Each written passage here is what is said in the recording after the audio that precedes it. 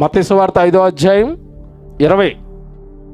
శాస్త్రుల నీతి కంటేను పరిసయ్యుల నీతి కంటేను మీ నీతి అధికము కాని ఎడల మీరు పరలోక రాజ్యములో ప్రవేశింపరని మీతో ఖచ్చితంగా చెప్తున్నాను.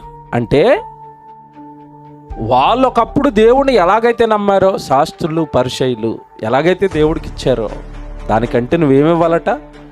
అధికముగా దశంభాగం ఖచ్చితంగా తీసి దేవుడి దగ్గర పెట్టాలి అన్నది కాదు. ఇప్పుడు కొత్త నిబంధనకు వచ్చేసరికి రోమీయులకు రాసిన పత్రిక 12వ అధ్యాయం 1వ వచనం, కాబట్టి సహోదరులారా, పరిశుద్ధమును దేవునికి అనుకూలమునైన సజీవ యాగముగా మీ శరీరములను ఆయనకు సమర్పించండి. ఇప్పుడు క్రైస్తవుడు ఏం సమర్పించాలి దేవుడికి?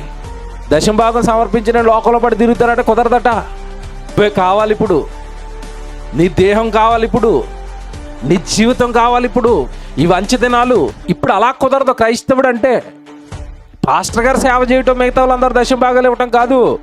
నువ్వు సేవలోకి రావాలి, నువ్వు ఖర్చు పెట్టాలి, నువ్వు సువార్త ప్రకటించాలి.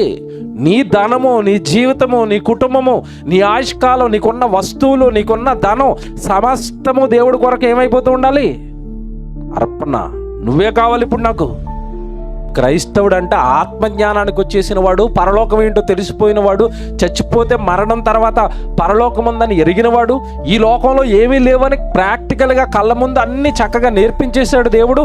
ఎదిగిన నిన్ను అడుగుతున్నది ఏంటంటే, సజీవ యాగంగా నీ శరీరం మొత్తం నాకు కావాలి.